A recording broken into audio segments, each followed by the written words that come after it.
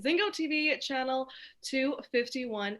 Please remember to download both the Barn Burner and ZingoTV apps in their respective app store on iOS and Android devices. And while you download, make sure to rate and leave a comment. Both apps are free. Zingo TV is also available on Google Chromecast, Amazon Fire, and Roku Sticks, also on all smart TVs 2016 forward. In this episode, I will be speaking with a dear friend who is in the photography business and recently launched her production company, Creatives Bazaar. First off, congratulations, Anusha, and thank you for blessing us with your presence today. Thanks for having me. I am so excited. I'm really excited to be here. Thanks for having me. Oh, of course. So, for those who are not familiar with you, do you mind telling them a bit about yourself? Sure.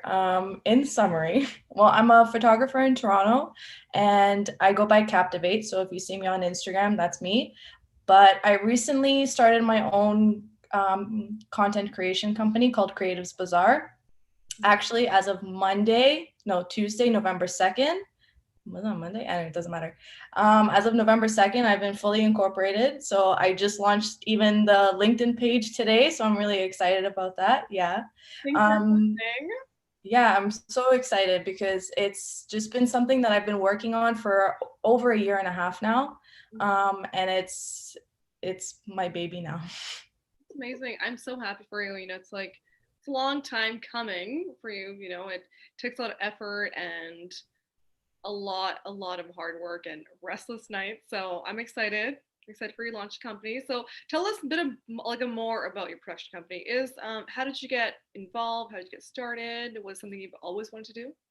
Yeah, I've always kind of wanted to just run my own creative agency. And I don't necessarily like to use that word agency. It kind of gets a bad rap. So for me, what I intended was to have sort of like a group, like a creative group where people can work together with small businesses. And if, for example, the creatives don't necessarily have that portfolio or don't have representation, but still have that quality of work to produce for these businesses, they will work cohesively together and kind of like a synergy effect.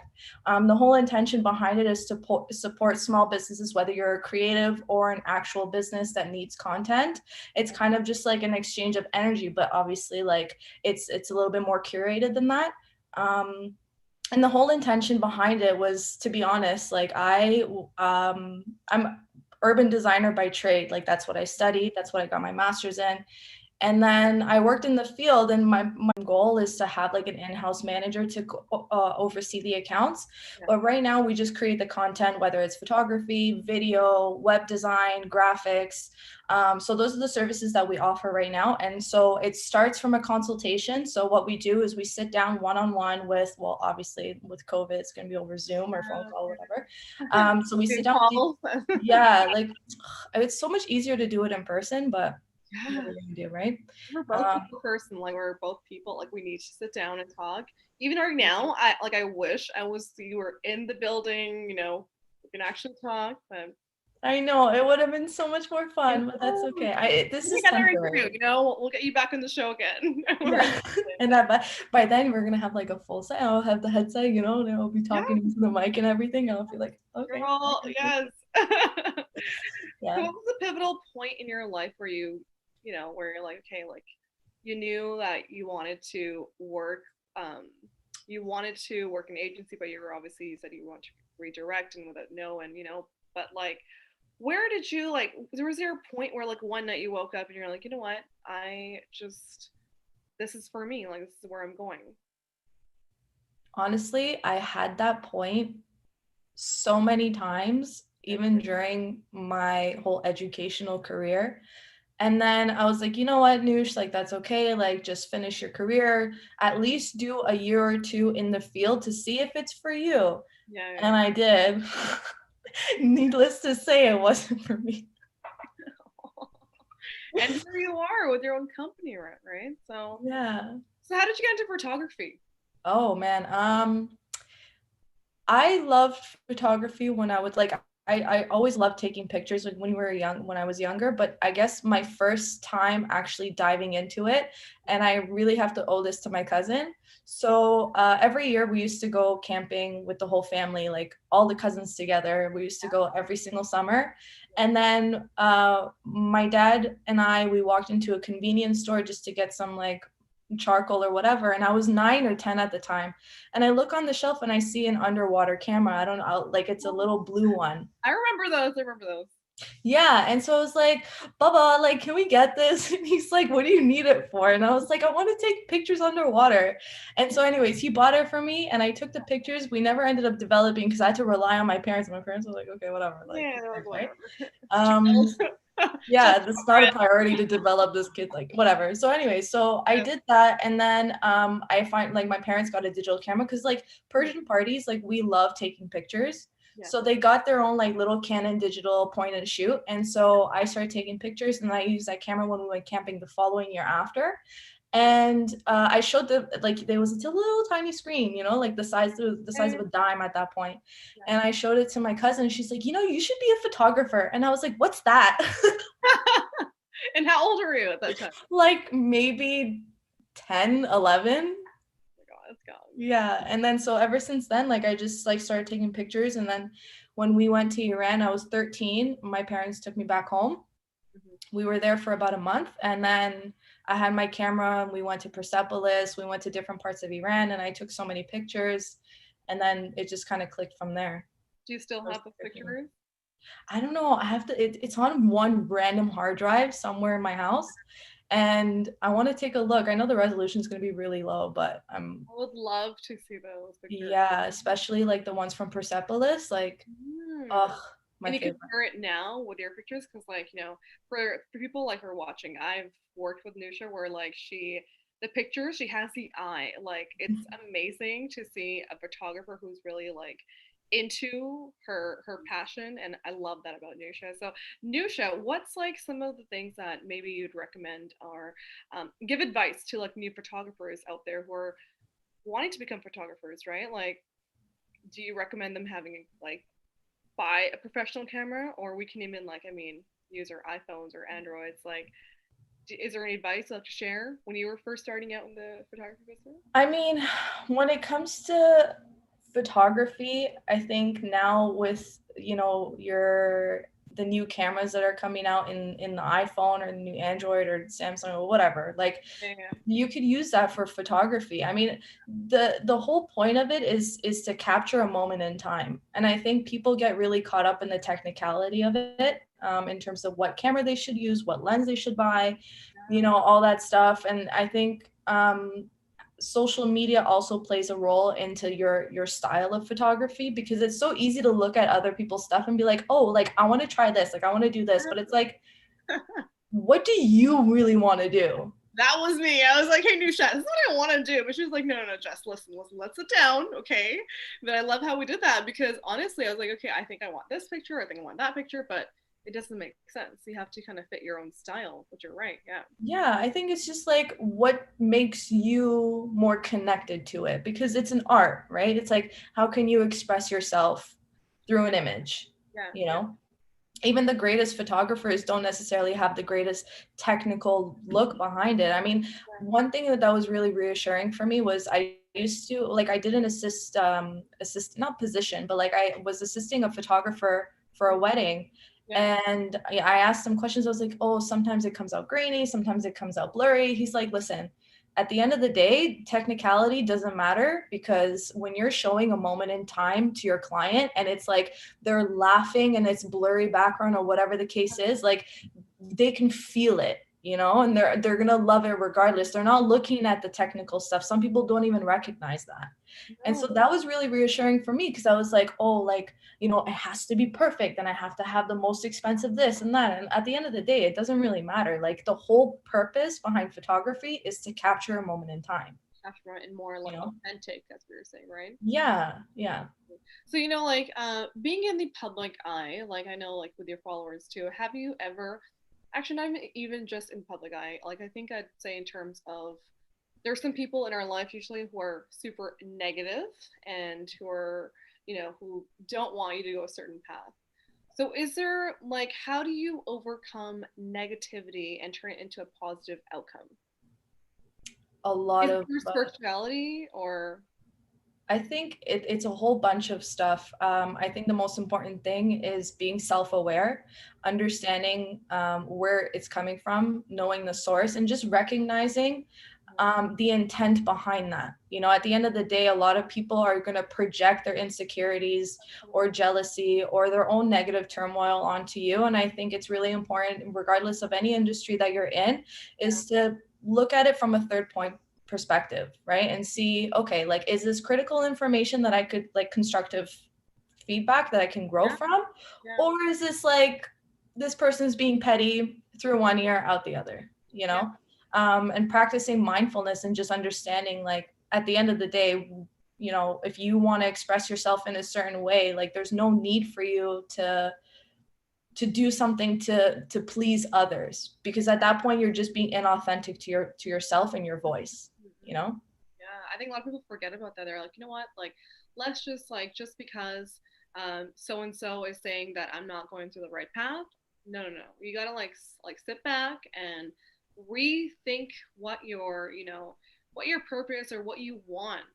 At the end of the day, it's not about what they think. So you're definitely right. Like I totally agree with you on that. Like, and self care is super important too, right? So when it comes to like relationships, business, like even having a business, I think it really affects, if you don't take care of yourself, it really, takes a toll. So on your clients and customers, I personally like going, to the gym or meditating and, and so forth. What do you like doing to like, that you take care of yourself and Oh man, the gym. the I gym? love the gym. Yeah, and I go running as often as I can. I started running actually in March when quarantine started. That's like definitely my outlet, but I think it's also really important for me. Journaling is a Oh big yeah, thing. you know what? I Yeah. want to try that. I haven't tried that yet. Yeah, journaling is really important. It's not just like writing as if you're writing in your diary. It's just being a little bit more um it's a lot of psychoanalysis if you're doing it the right way, and kind of just like tapping into yourself and seeing where the resistance is and kind of working through that and giving yourself the love that you need to be like, okay, if I feel insecure about my work, where is this coming from, rather than why do I feel insecure, I can't, like, you know what I mean, kind of bashing yourself for having that feeling. It's forgiving those negative thoughts Yeah. and just trying to move forward from that. For me, that's been very critical, especially like with starting Creatives Bazaar. For the longest time, I had the same pattern over and over again, thinking that, like, oh, there's so many different content creators out there, what makes me different from somebody else? But at the end of the day, the way that I look at it is people come to me for me. Hmm. I may not be the Richard Avedon of 2020 or Andy Leibovich, or, you know what I mean? But at the end of the day, like, I'm me. So if people come to me, they come to me for me, you know? And Exactly. so kind of just like redirecting that pattern and train of thought that we're so used to having, and those fears, it's all pattern, right? And kind of recognizing where that comes from. For me, journaling has been very helpful, which is how I got to be able to launch Creatives Bazaar. Otherwise, if I didn't do the work the last few months, I probably would have launched it maybe next summer. Oh wow. Yeah, it's been a year and a half, and I, pedal to the metal, and I finally did it. Finally, when you launched it, I was like, oh, thank God you did it. Yay. So, like, being like a business woman now, like, is there any advice for female entrepreneurs that you have given or you've heard that you are using right now? Or, Um, well, I'd like to give advice, yeah, yeah, yeah. but I I think love to hear what you're. for future entrepreneurs, I think the most important thing is to check in with yourself, Hmm. you know, having the right mentors around you, and starting, if you have an idea and you want to start it. My biggest thing, I don't know if this might be a personal thing or whatever, but I don't like to announce it. I like to keep that to myself, do as much research as possible, because people will project their fears and insecurities onto you. Oh, like, there's a lot of this, there's a lot of that. Like, I don't want to hear that, No, no, you no. know? So focus on what you want to do, reach out to people as often as you can, and just believe that whatever you're putting out there, it reflects who you really are. Hmm. Like, be really be true to yourself, be authentic as possible, because there's a lot of fake people out there. You and I both know that. Oh, 100%. No, you're so right. Like I, even for myself, like when it comes down to announcing something, like I like when I'm announcing, but like I want to share with the world or my family or close friends.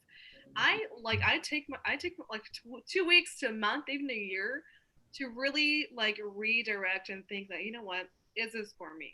And if it's for me, if it makes me happy, I will announce it no matter what someone says. Hey, you know what? like like moving to Toronto was like a big deal too, right? Like from Vancouver to Toronto, and like everyone was like, "Oh no, you shouldn't be going to Vancouver." Oh, sorry, Toronto. But it took me like a month before I was like, "Oh, listen, everybody, it's happening. I don't need your negativity. Like it's for me, and I'm doing it." So I Yeah. think you're right. Like a lot of people don't think about that, right? So Yeah. And definitely another thing in business is be open to learning. yeah, And, if you do find a mentor and they are giving you advice, do it. Not necessarily do it like explicitly, but definitely put in the time and the effort to research on it and to kind of explore that advice, because a lot of people will just be like kind of guarded and a little on the ego side. And I think if you put that away, you'd be a more successful person in anything that you do, not just in business. mhm. Because you never know. You never know what you can learn from that, what you can explore from that, right? And like It's not, also have like an open mind too. Going into either if it's a business school or personal professional life, you need to have an open mind, right? Like a lot of people don't even like take criticism, right? And I think taking critical criticism is super important because that's what makes you a better person and it makes you shine through, right? So like if you don't take that in, I think like, it takes a while for you to get through, life, let's say. But like yeah, yeah, yeah, for sure. yeah, no, it's been a journey, and I love how, what are some of the challenges that you went through when you were deciding to open up your company here? Uh, Definitely having the confidence in Mhm. myself and what I could create, because I have a quote that says there's no limit to creative abundance. Yeah, And I think for me that was the most important thing that I had to digest and kind of come to terms with and really accept that wholeheartedly, yeah, because it's not about what you can do for somebody else on the basis of what they like. I think for me, it's just it's getting to the root of, I don't know how to put this in the right words, but I think like there's no competition. yeah, yeah. There's no competition, exactly. Yeah, there's no competition in anything, especially in the creative world. And I think once you realize that it's completely limitless, Exactly, exactly. I think yeah. absolutely limitless. So that was for me like the be having that confidence in myself to say, okay, like I can produce something Mhm. irregardless, because there's no limit. And No, so coming to terms with that was my biggest challenge. And that's how, because obviously we have that fear running through our mind, well, what makes me different from somebody else, exactly, exactly. you And know? like you fall down and you get right back up. I think that's what even failure you're supposed to feel in order to get through, the next situation or issue, whatever it is, just to like, get through the problem. But like, anyways, that was a really great chat, Nusha. Well, we're gonna end off by a little quick game. It's called answering questions on the clock. Oh wow, okay, all right. So you have a minute. No And pressure. start now. Okay. So when I was younger, I hated to. You got this. Take a shower. I don't know. What's the most interesting thing people don't know about you? Oh, I'm a huge dork.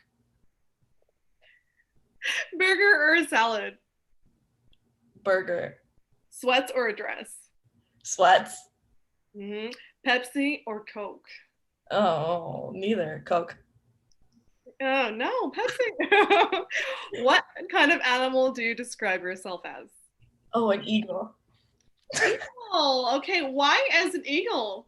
I would like to Um, know. it's the lion in the sky. I love that. No, I love birds. I Mhm. love birds. Yeah.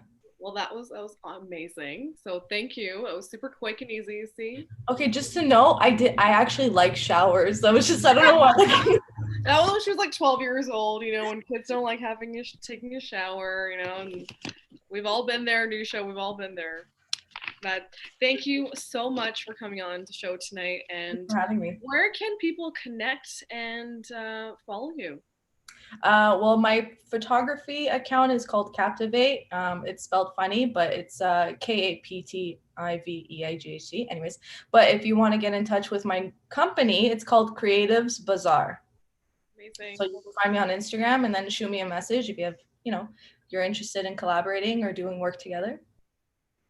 There we go. You can find her on Instagram and you can find me on Instagram and Twitter as well. It's Just Says. And this show can also be heard on the Barnburner Radio Network on its 122 platforms. The Her Network is a part of Barnburner Media Network. So please check out barnburner.ca for all the news and programming. Barnburner, watch it, hear it, download it, live it. I'm Jessica Singh. Thanks for tuning in tonight.